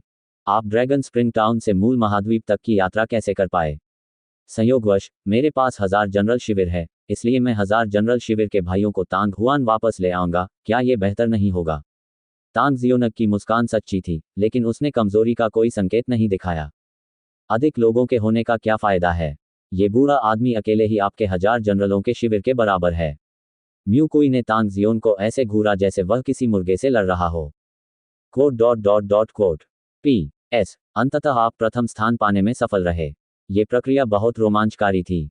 आपको जो कहना है वह पहले ही सकल के शीर्ष धागे में कहा जा चुका है। इसके बारे में ज्यादा कुछ कहने की जरूरत नहीं है। उन्हें पहले तीसरा टुकड़ा प्रस्तुत करना था क्योंकि वे अक्षरों को कोड करने का प्रयास कर रहे थे। शाम करीब 6 बजे एक और बैठक होगी। इसके अलावा एक नया महीना आ गया है। बहुत जल्द मैं सभी के खाते में मासिक टिकट भेजूंगा।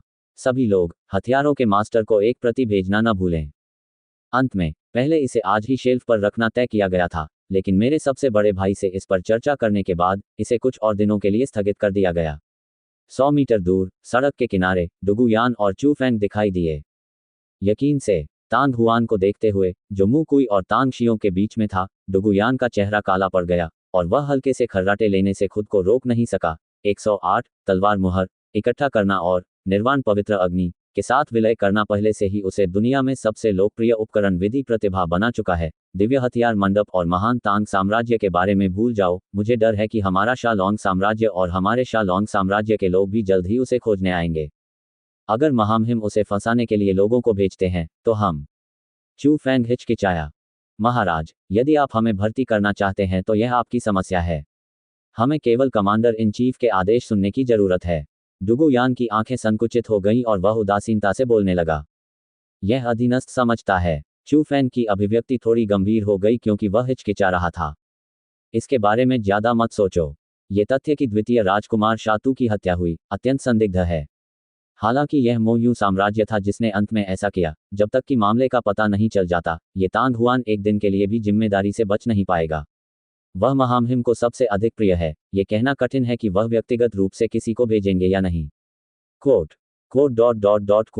जैसे जैसे रात गहराती गई, ड्रैगन स्प्रिंग टाउन पहले से भी अधिक जीवंत हो गया। शहर के दक्षिण पूर्वी प्रांगण के अंदर तांग हुआन के कान अंततः शांत हो गए थे। वह न तो दिव्य आयुध के टॉवर पर गया, न ही वह महान तांग साम्राज्य के 1000 जनरलों के महल में गया। इसके बजाय उन्होंने यहां वापस आने पर जोर दिया। सचमुच ये वैसा ही हुआ जैसा उसने उम्मीद की थी। म्यू यान कभी वापस नहीं लौटा था और यह जगह अभी भी पूरी तरह से अराजकता में थी। चमकदार रोशनी वाले कमरे में तांग हुआन फर्श पर पैर मोड़कर बैठी थी। जियाउद्दीन को पहले ही कपड़े की थैली से बाहर निकालकर बिस्तर पर लिटा दिया गया था। 1 महीना बीत चुका था और वह अभी भी अच्छी तरह से सो रहा था, लेकिन सौभाग्य से कोई असामान्यता नहीं हुई थी और अपने पिछले अनुभव के साथ तांग हुआन बहुत चिंतित नहीं था। वह इसे खिलाने के लिए हर कुछ दिनों में एक फीनिक्स स्टोन को परिष्कृत करता था। बिस्तर के सिरहाने पर छोटी लड़की भी तांग हुआन की तरह पैर मोड़कर बैठी थी। उसके 2 छोटे सफेद हाथ उस नीली गेंद को गले लगा रहे थे जो उस समय निर्वाण पवित्र अग्नि को बांधे हुए थी। मूलतः खाली गोले के अंदर अंडे के आकार का एक लाल आभा वाला गोला प्रकट हुआ। यह आध्यात्मिक अग्नि की शक्ति का एक धागा था जिसे तांग हुआन ने नौयांग दिव्य भट्टी से अलग किया था। छोटी लड़की ने जो बताया था उसके अनुसार यह गोला एक प्रकार के स्वर्गीय संसाधन से संघनित हुआ था जिसे दिव्य काला जल कहा जाता है। इसने आध्यात्मिक अग्नि को पानी के गोले से बांध दिया और उसकी विनाशकारी शक्ति को बहुत कम कर दिया। परिणामस्वरूप वह बिना किसी नुकसान के अपने शरीर का पोषण करने के लिए आध्यात्मिक अग्नि की शक्ति का उपयोग करने में सक्षम हो सकेगा। फीनिक्स वंश की उस छोटी लड़की को धीरे धीरे ठीक होने के लिए आध्यात्मिक अग्नि की शक्ति को अवशोषित करने की आवश्यकता थी। बेशक सच्ची आग की शक्ति का भी उपयोग किया जा सकता था, लेकिन इसका प्रभाव बहुत कमजोर था। यदि आध्यात्मिक अग्नि की शक्ति को सीधे छोटी लड़की के शरीर में प्रवाहित किया जाता तो वह अपनी वर्तमान स्थिति के कारण इसे सहन नहीं कर पाती, इसलिए उसे इसे अवशोषित करने के लिए केवल दिव्य गहन जल पर ही निर्भर रहना पड़ता। सौभाग्य से तांग हुआन के लिए आध्यात्मिक अग्नि की शक्ति को पानी की गेंद में भेजना मुश्किल नहीं था। लगभग 1 महीने के बाद छोटी लड़की अब पहले जैसी शक्तिहीन नहीं रही। वह अब लगभग स्टेज 1 मार्शल डिसाइपल के बराबर थी। यद्यपि इस थोड़ी सी ताकत की तुलना उसके चरम से नहीं की जा सकती थी, फिर भी 1 महीने पहले की तुलना में ये काफी सुधार था। छोटी लड़की द्वारा आध्यात्मिक अग्नि की शक्ति को अवशोषित करने की स्थिति को देखते हुए तांग हुआन का ध्यान फिर से अपनी उंगली पर सुमेरु जादुई अंगूठी की ओर गया। अंदर dark in soul demonic bead की संख्या पहले से ही 109 तक थी। फैंटेसी गुट की वर्तमान पीढ़ी के अनुसार dark in soul ghost demon पल को निर्वाण पवित्र अग्नि का उपयोग करके भस्म किया जा सकता था, लेकिन पिछले 1 महीने में वह दानव भगवान फेंतियान द्वारा आत्मा सरणी स्थापित करने के लिए इस्तेमाल किए गए 108 मोतियों की खुदाई करने की कोशिश कर रहा था। एक विचार के साथ एक डार्क इन आत्मा राक्षसी मन का उसके हाथ में आ गिरा। मोती से उत्पन्न ठंड और उदासी दूर होने से पहले ही उसकी हथेली से एक ज्वाला निकली और तुरंत उसे घेर लिया। कुछ ही समय में लौ की गर्मी पूरे कमरे में भर गई। ऐसा कहा जाता है कि उच्च श्रेणी के हथियार परिशोधक के पास संघनित स्पिरिट गोलियां होती थीं, जो आग की लपटें उठने पर उनकी गर्मी को पूरी तरह से रोक लेती थीं, जिससे मारक क्षमता बहुत बढ़ जाती थी। बेशक वर्तमान तांग हुआन के लिए ऐसे तरीके अभी भी बहुत दूर थे। एक क्षण में तांग हुआन का मन शांत हो गया।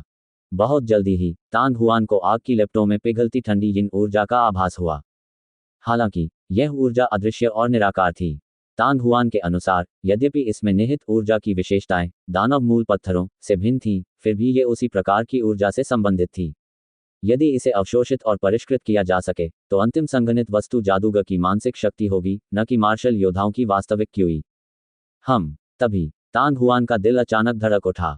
नौयांग दिव्य भट्टी के अंदर अजीब सफेद मन का अचानक कांपने लगा। तुरंत ही तांग हुआन को चूसने का एक जोरदार झोंका महसूस हुआ। ये वास्तव में इस गहन आत्मा भूत मन का के भीतर की शक्ति को अवशोषित करना चाहता है। तांग हुआन का चेहरा थोड़ा बदल गया और उसने तुरंत सार्वभौमिक सत्य कला को चरम पर सक्रिय कर दिया।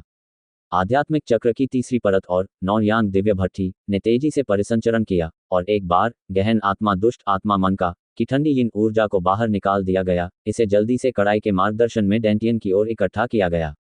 जैसी कि उम्मीद थी, जैसे ही ठंडी यिन ऊर्जा अंदर गई उसे मनके ने निगल लिया। अरे यार, यह मन का क्या है? तांग हुआन अपने दिल में कोसने से खुद को नहीं रोक सका। उस दिन जब फोजिन गॉड गुफा ने बड़ी मात्रा में दानव सार ऊर्जा को अवशोषित किया तो ये अब आगे नहीं बढ़ा और इस अवधि के दौरान तांग हुआन कई बार ट्रू फायर स्पिरिट स्प्रिंग पी रहा था, लेकिन यह फिर से परेशानी पैदा करने के लिए बाहर नहीं आया, जिससे तांग हुआन को बहुत अधिक सहजता महसूस हुई। लेकिन उसने उम्मीद नहीं की थी कि गहन यिन आत्मा दानव मोती को जलाने के बाद ये फिर से चलना शुरू हो गया। सफेद मोती के चूसने की गति बहुत तेज थी। तांग हुआन के थोड़े से भी उदास होने के कारण ये धीमी नहीं हुई। कुछ ही समय बाद तांग हुआन की हथेली में गहन आत्मा भूत मन का की सतह पर बारीक दरारें दिखाई दी। इसके भीतर निहित ऊर्जा पहले से ही चूसने से साफ हो गई थी।